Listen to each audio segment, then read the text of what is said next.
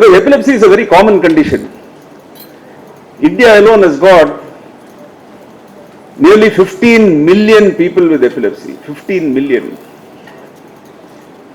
15 million people with epilepsy.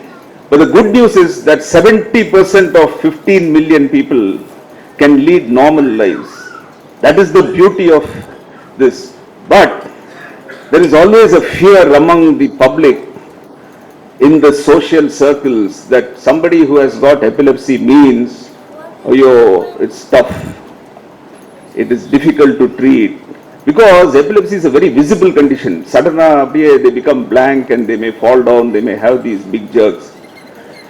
And it's a very frightening disorder. Anybody who watches a child or an adult with epilepsy, with a seizure, they get afraid. Very difficult. Very emotional. That comes to a stop. Everybody in the family, there'll be only one person who has had the seizure, but every member in that family gets affected. That is the problem with epilepsy. That is the problem. Whereas somebody may have hypertension, blood pressure ரொம்ப ஹையா இருக்கும், sugar வந்து 350, 400 இருக்கும், வெளியில ஒன்றும் தெரியாது. அதுவும் equally dangerous. But அது வெளியில nobody is bothered. எனக்கு hypertension யாருக்கு? Because it's not visible outside. Epilepsy அப்படி கிடையாது. One single fall is enough to change the dynamics of that family. That is the problem. If a child has a seizure in school, the class teacher gets affected, they get very afraid. Other students get, something is happening. What the school does is, take your child home, tell the parents, cure this boy and then only come. That's all, finished. What it means, they don't know. That is the problem. So there is a lot of stigma associated with this. A girl who gets seizure, epilepsy, very difficult for them to find a match, a groom, or the other way around, a boy with epilepsy, difficult to find a girl. Because they'll find, you have epilepsy, so you should not get married. All that kind of thing. And if a child gets seizures, getting school, then after that getting employed, getting married, then they get worried whether my child will develop epilepsy. So there are so many things, and then there is a lot of myth that if I have epilepsy, my child will also have epilepsy. So that is another problem. Some people think that epilepsy is a mental disease. Absolutely no. So what we have done is that if you see that the figures, 70%, as Dr. Lakshminarayan told very nicely, 70% of epilepsies can be controlled, cured by just medicine. That's it. One medicine, maximum 2 medicines, they become all right. Many of our patients here are like that. They lead normal lives.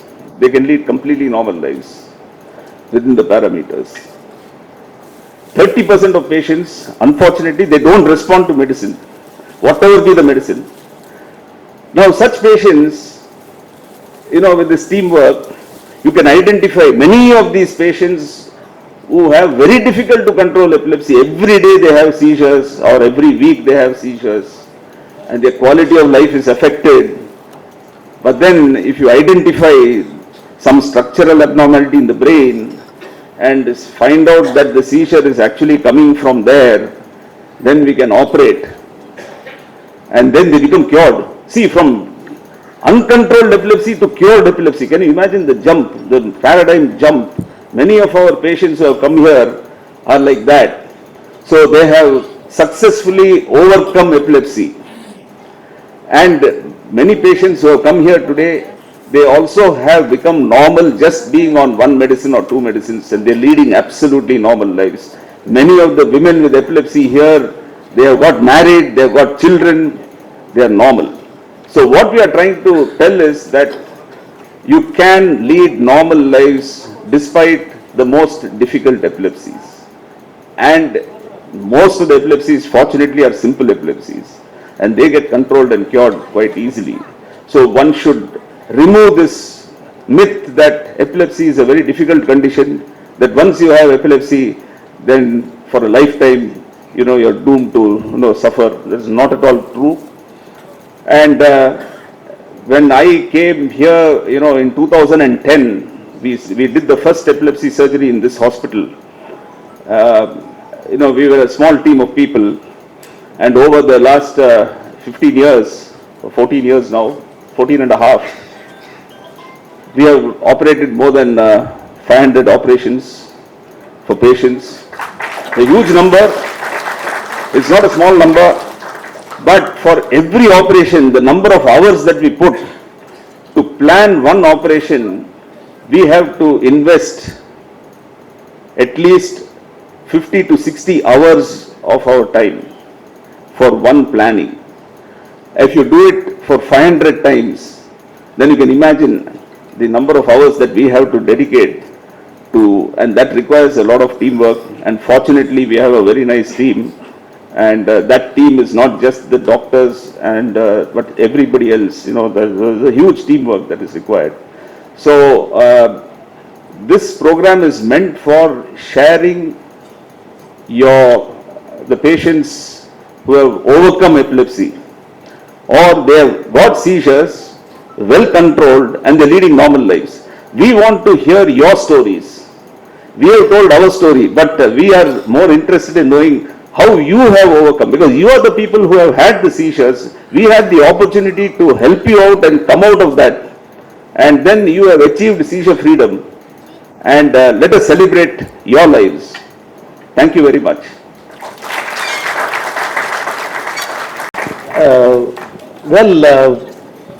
Thank you very much. I'm a little curious whether to make it in English or in Tamil, because I could see the bilingual group, because it's a very important program, and I think when Dr. Arun spoke to me, I was so thrilled.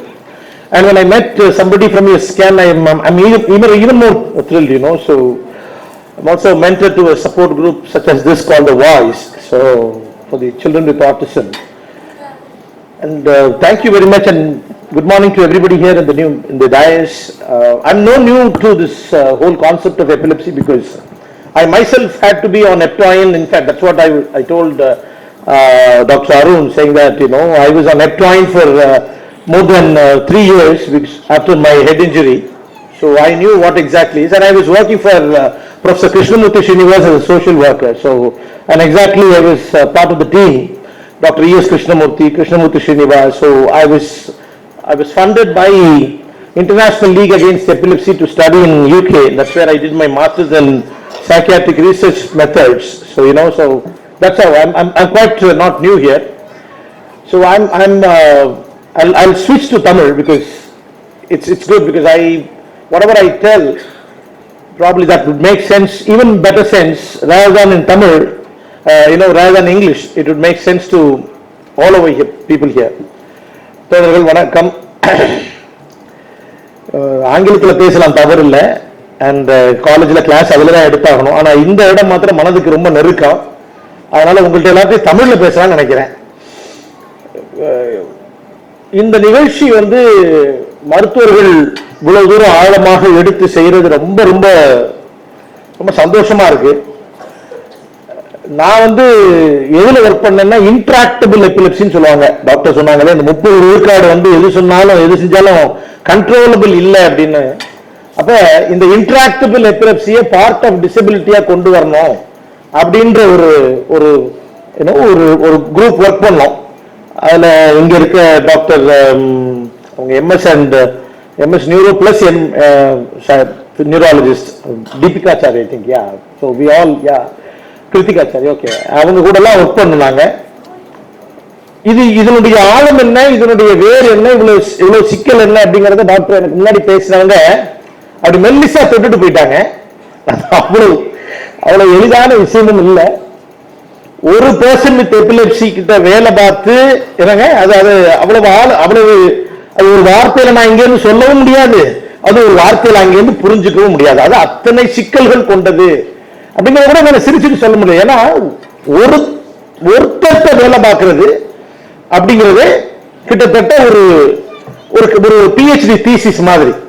In fact எந்த விதமான எக்ஸாகரேஷனும் இல்லை. ஒரு epilepsy patient work பண்றதுங்கிறது அவங்களுடைய வாழ்க்கையில ஒரு meaningful change ஒன்று கொண்டு வரணும் அப்படின்னா அது மெடிக்கல் ஆஸ்பெக்ட்ல வேலை பார்க்கணும். ஏன்னா இதுல ரொம்ப ஆச்சரியமான விஷயம் என்னன்னா, I think I shouldn't get to medically here. There is something called an interictal dysphoric disorder ஒன்று இருக்கு. அதாவது இக்டல் அப்படின்னு கேட்டீங்கன்னா அந்த கிராண்ட் மால் பெரிட் மால் சொல்லுவாங்க. அது கால்கா வலிப்பு ஒரு எபிசோடுக்கும் இன்னொரு எபிசோடுக்கும் நடுவுல அத கிளினிக்கல் டிப்ரெஷன் சொல்ல முடியாது. ஆனா டிப்ரெசிவ் ஃபீச்சர்ஸும் இருக்கும். அதாவது மனசோர்வுக்கான ஃபீச்சர்ஸும் இருக்காது, மனசோர்வு இல்லைன்னு சொல்லவும் முடியாது. அப்ப அப்படிப்பட்ட ஒரு கண்டிஷன்லாம் இருக்கு. நீங்க அது வந்து மெடிக்கல் வரையறைக்குள்ளேயே வராது. வேலை வாய்ப்புன்னு சார் சொன்னாங்க, நிதானமா யதார்த்த வாழ்க்கை வாழ்றதுக்கு சில நேரங்கள்ல அவ்வளவு மெனக்கட வேண்டியது இருக்கும். பட் அது இன்னும் அன்பார்ச்சுனேட்லி டிசபிலிட்டிங்கிற வரையறைக்குள்ள இந்தியால வரல. டிசபிலிட்டி மோர் தேன் டிசபிலிட்டி, இயலாமை இருப்பவர்களுக்கு விட மிக அதிகமான சலுகைகளை அரசாங்கம் செய்ய வேண்டிய இடத்துல இருக்கு. அதுக்கான எல்லா நியாயங்களும் இருக்கு.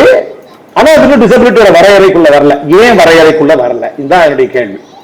Why did it not come inside the ambit of disability? Now disability itself is stigma-ன்றதா இல்ல. Disability எல்லாம் pride எங்க வராங்க? We have started to migrate from a different position. So having disability pride month in itself is a new concept here.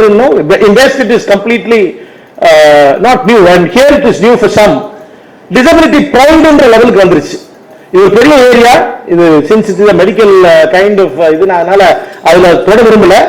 இப்ப disability குள்ள வர்றது bright என்று சொல்லிட்டேன். இது ஏன் வரல?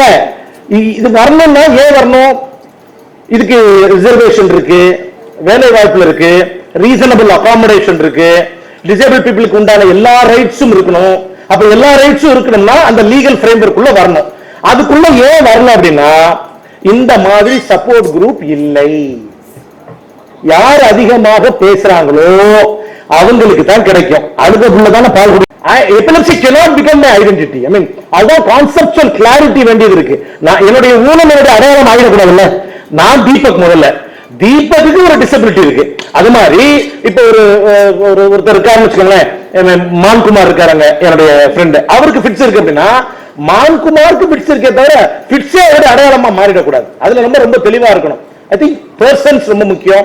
இந்த மாதிரி நிறைய உட்கார்ந்து யூஎஸ் போகும்போது நான் என்ன பார்த்தேன்னா அங்க நிறைய சப்போர்ட் குரூப்ஸ் பார்த்தேன். இந்த சப்போர்ட் குரூப்ஸ் பல விஷயங்களுக்கு ஹெல்ப்ஃபுல்லா இருக்கும். எப்படி ஸ்கேன் வாய்ஸ் எல்லாம் நான் I had to probably, Arun வந்திருக்காரு எங்களுடைய மீட்டிங்க்கு. லயோலா காலேஜோட gates we open for children with autism so that their parents can come inside the college and probably have an inclusive sports. It's not just a kind of a tokenistic arrangement.